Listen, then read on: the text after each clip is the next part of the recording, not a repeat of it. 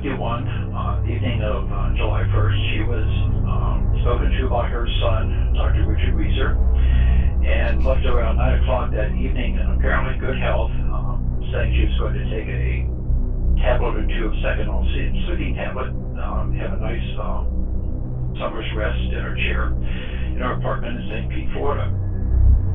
Everything seemed to be hunky-dory, peachy keen, fine, when Dr. Weiser left his mother. And several hours later, the following morning, a Western Union telegram arrived, and the messenger attempted to knock on her door to deliver the telegram, but got no response. He went to the other end of the apartment complex in St. Pete, Florida, and had the landlady, Pansy Carpenter, try to deliver the telegram to Mrs. Weiser. It was going to be a telegram that said she could come back to her home state in Pennsylvania, which is also our home state.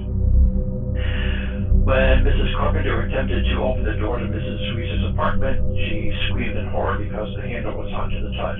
Two painters across the street responded to her verbal alarm, broke down the door, went in, and discovered a scene that was later described as macabre beyond belief.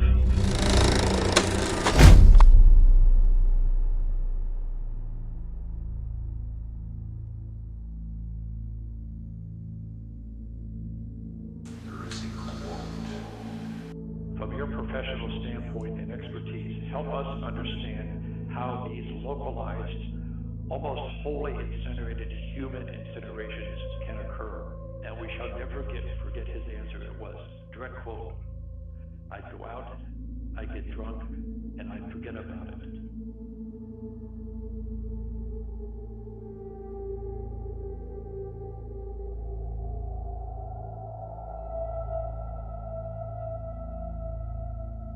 Was it a short caused by her burning out or something?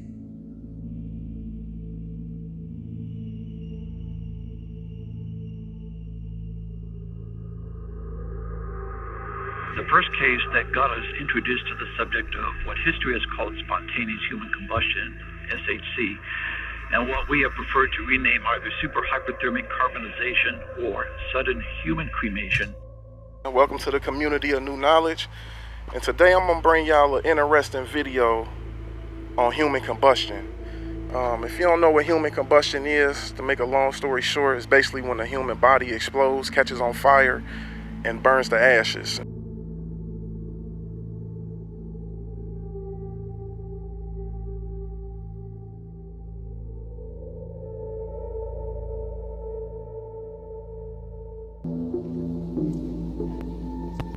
Alo, ej!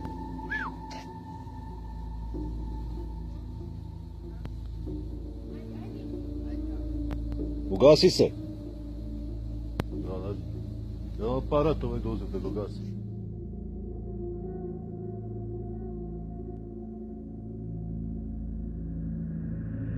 Do you think that anybody in this building right in back of me knows what happened to one of its former tenants many, many years ago? I highly doubt it.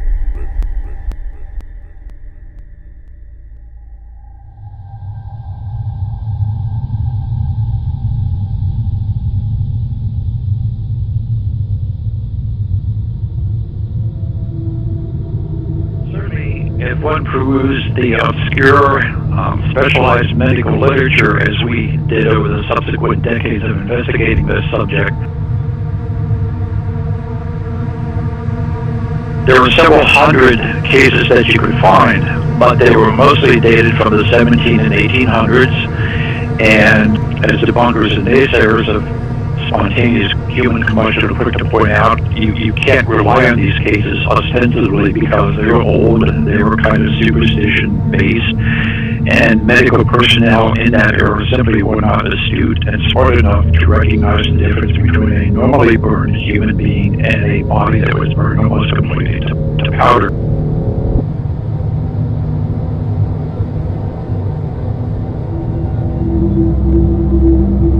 It's a very localized blistering, burning of the body in the absence of significant surrounding heat and flame damage.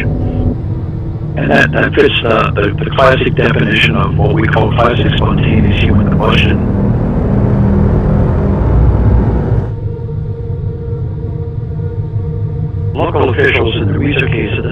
was saying things like this was an accidental death by fire of unknown origin.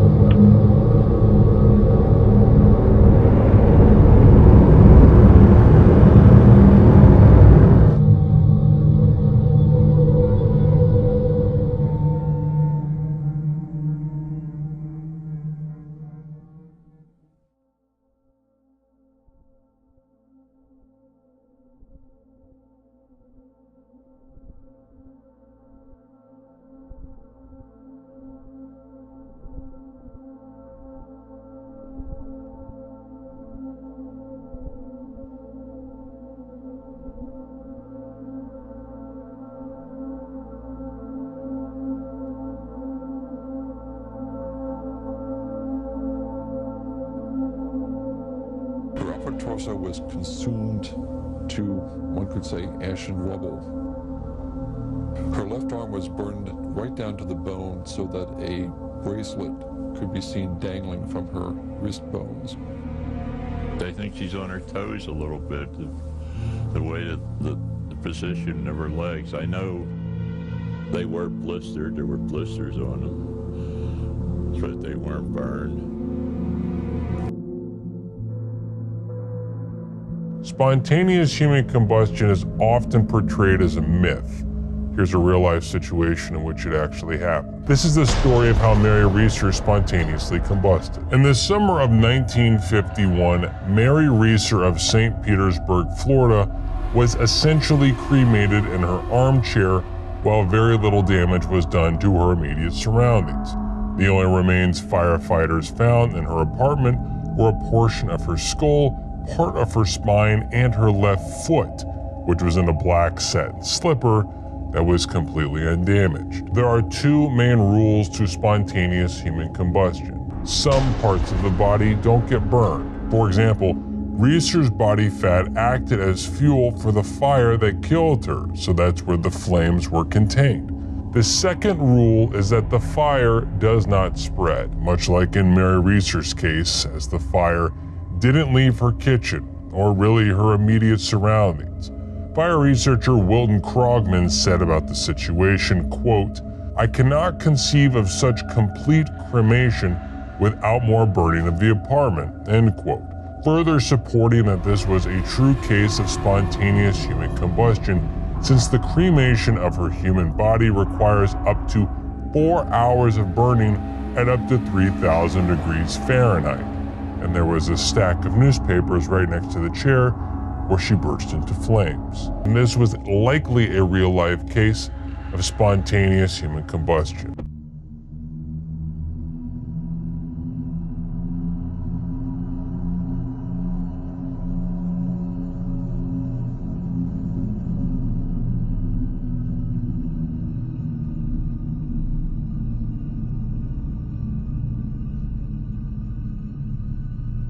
Taken 2 Seconal tablets, and it was rumored that she might take another 2 Seconal sleeping tablets that night before calling it a day. And the debunkers are quick to jump on that and saying that, well, she just simply fell asleep in a chair and dropped a cigarette in her lap, and overnight, poof, she became something that you normally can't reproduce in a crematorium retort. It's a nice stable, but it doesn't seem to work at all. The bunkers, as the naysayers would like everyone to believe.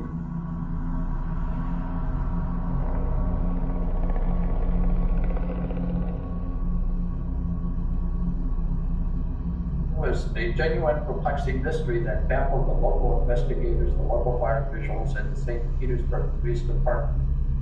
We had the privilege of speaking to two of the first responders, Walter Tibden, who was assigned on his first day as a St. Pete police officer to secure the premises while the investigation of Mary Reeser's death occurred inside the apartment.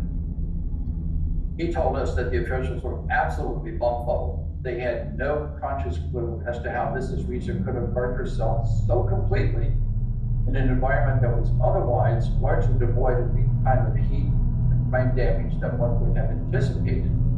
The other first responder to whom we had the privilege to speak was Nelson Aders, one of the two firemen who responded to the fire call and actually helped shovel her ashes out of her apartment. He told us in a lengthy interview that, to the best of his knowledge, this had to be a case that would be defined as spontaneous human combustion. In his decades as a fire responder and firefighter in St. Pete, he had never before nor ever since been called to a fatal fire scene that in any way remotely resembled the amazing fire scene that Mrs. Reeser left behind on the morning of July 2, 1951.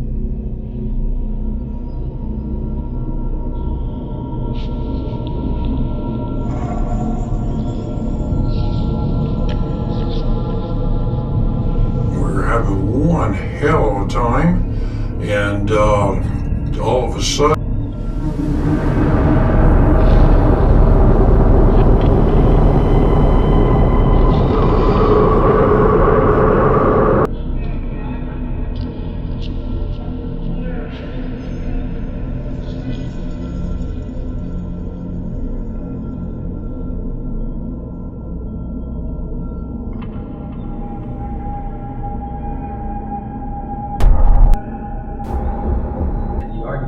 naysayers would throw at as well. These are old cases, they were misreported. People weren't intelligent enough or educated sufficiently back in those days to understand that these people were really burning up and dropping cigarettes or carelessly destroying candles, stolen, something along that line. Dr. Lester Adelson, a pathologist in Cuyahoga County, Ohio, wrote an article about why spontaneous human combustion cannot occur. It has to be a myth, a product of superstitious or uneducated people. When that photograph of Dr. Bentley was handed to Dr. Allison to comment, his reaction was, "This is a hoax." Asked why this photograph had to be a hoax, he said, "Because bodies do not burn this way." Therein lies the mystery of Southern human cremation, because he had no way to explain this other than calling it a hoax.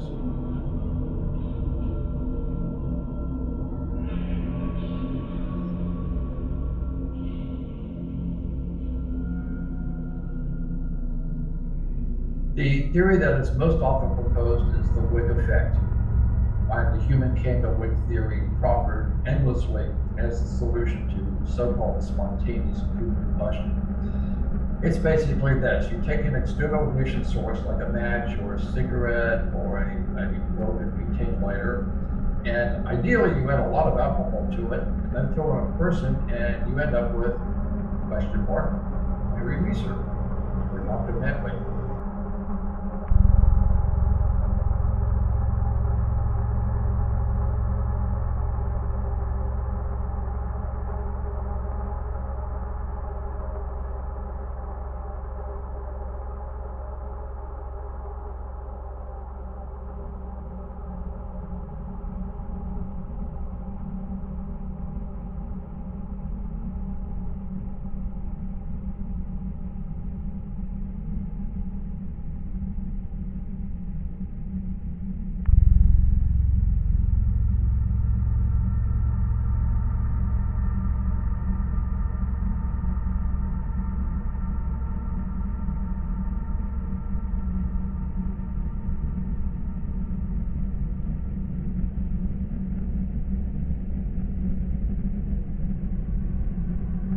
Looked up, and here there was a hole burnt through the floor right above me. And I stood there and I looked at that hole. On the remains of Dr. Bentley and what was left. All there was part of one leg, and was so discolored I couldn't tell if it was a human being or a mannequin until I got right down close and looked at it.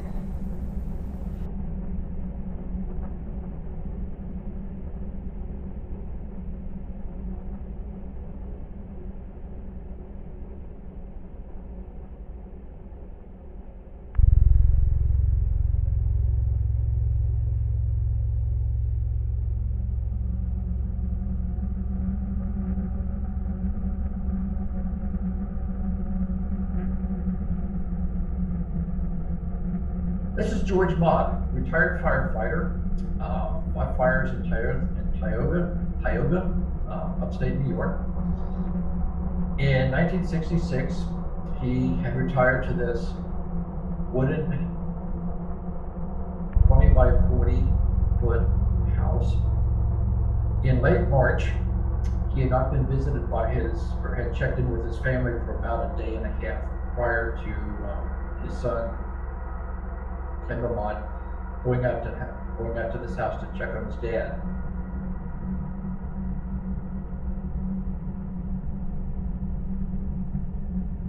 The front door, there's a sign on the front door that says no smoking. George Mott had smoked 10 or 15 years earlier but had quit cold turkey. The irony of this is that in late March of 1986, George Mott himself went up and smoked in a way that made no sense to any of the investigators at the time whom we interviewed at length. You know, it happened, but you couldn't see anything. So we went and called state troopers. Nickel Valley come down.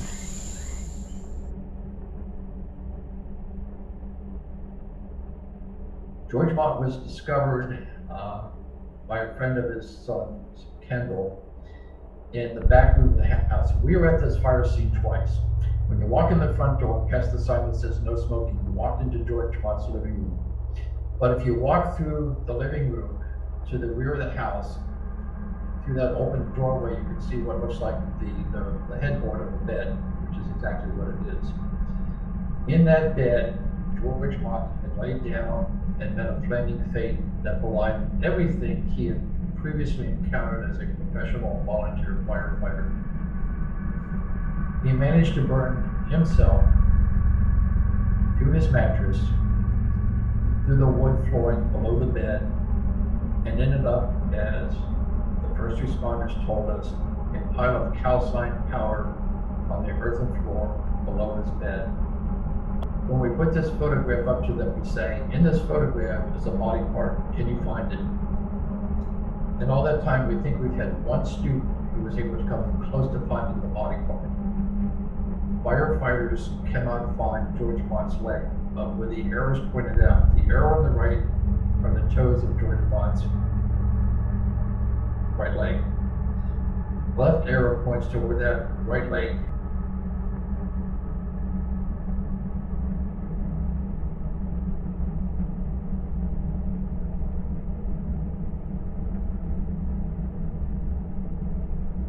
Just how George Mott made his physical transition. Look down there at the green arrows.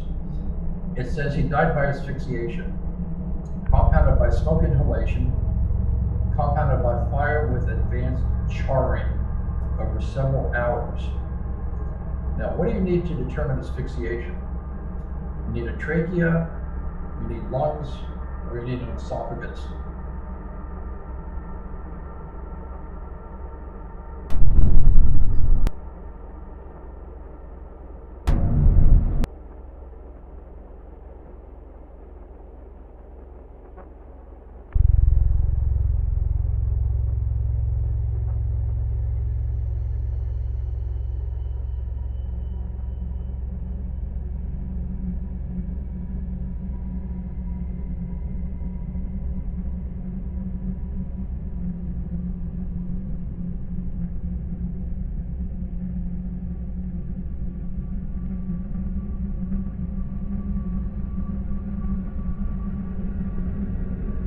Jack Angel's remarkable story begins on a Monday evening, November 11, 1974, in a parking lot in Savannah, Georgia.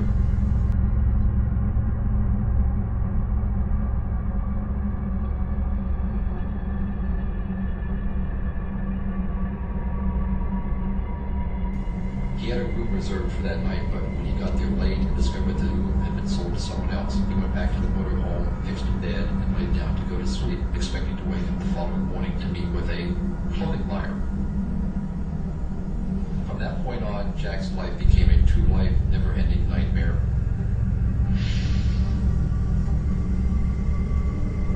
First, he did not wake up the following morning. He awakened 4 days later, midday Friday, to discover, among other things, that his right hand had been burned black, burned to a crisp from the inside out.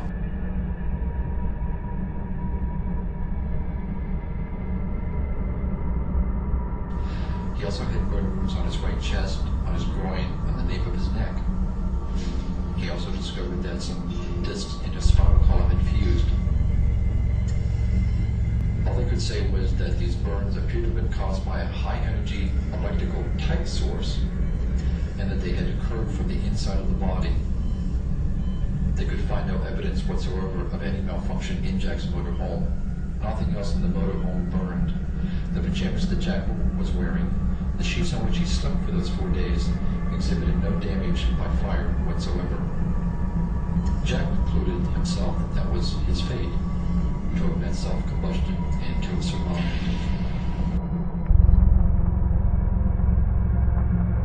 The naysayers, the PhDs who are phenomena-hating debunkers, choose not to face the facts. This is a mystery that is, to this day, unsolved.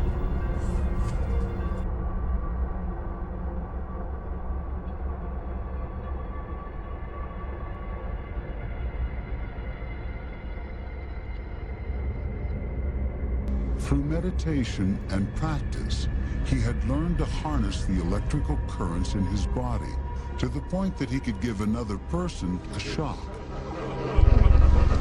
He could also channel his energy in another way. He could produce fire with his naked hand.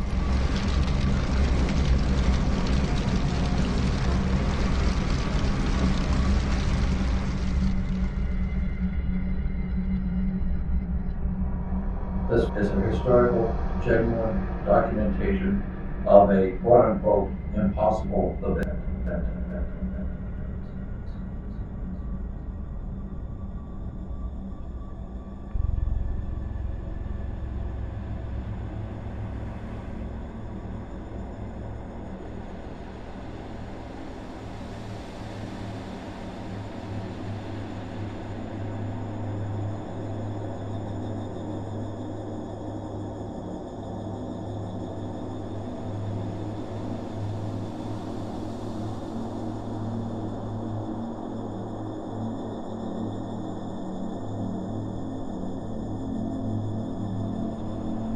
Bodies don't burn this way. Well, yes, they do. Therein lies the mystery of Southern human cremation.